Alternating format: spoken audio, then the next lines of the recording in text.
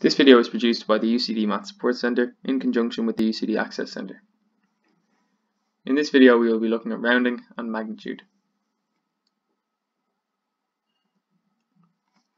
So let's begin with rounding.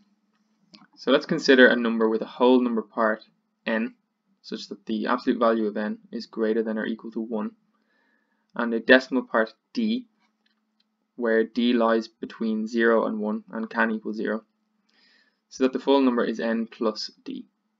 So an example of this might be, say, 1.5, where in that case n is equal to 1 because the absolute value of n is 1, and the decimal part d will be a half, which does indeed lie between 0 and 1. And if we take n plus d, which is 1 plus a half, we do indeed end up with 1.5. So let's say we want to round n plus d to the nearest whole number. If d is less than 0.5, then n plus d becomes n. So we forget the d is even there, we just take n. Now if d is greater than or equal to 0.5, then n plus d becomes n plus 1. We round up to the next nearest whole number. So again, for our case of 1.5, our d value is equal to 0.5, so we fall into this case here, and that means n plus d will become n plus 1, so 1.5 becomes 2.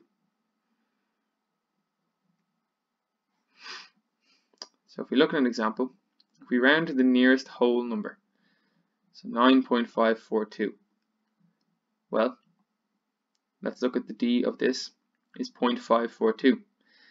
It is indeed greater than 0.5, meaning we take this as n plus 1, so 9.542 becomes 10. Now that's to the nearest whole number, but what if we want to round to, say, one decimal place? So we want to keep our decimal place. Well, we have 9.542.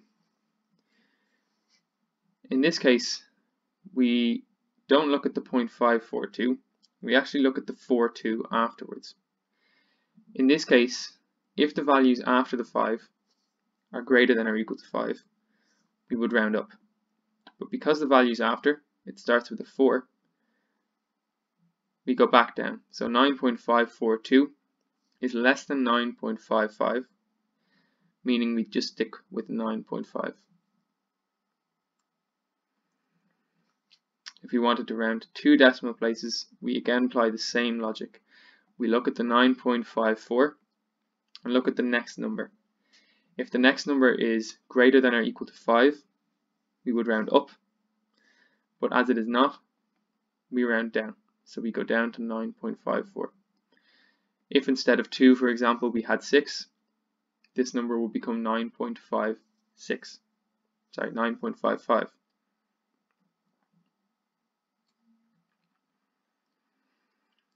So just a tip that you should round your final answer to the same number of decimal places as a number is given in the question.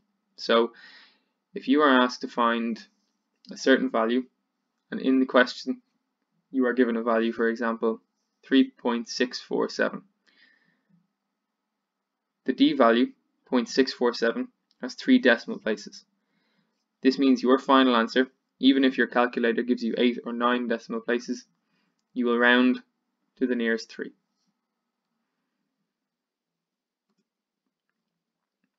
So if we look now at magnitude, this is an estimate of the size of a number given in powers of 10. So we look at some examples. 1,234,567 is roughly equal to 1 million. And again, we are basing this off the fact that this is less than 1.5 million. Had this been 1.5 million, we would have rounded up to 2 million. But for this is roughly 1 million, so 10 to the 6.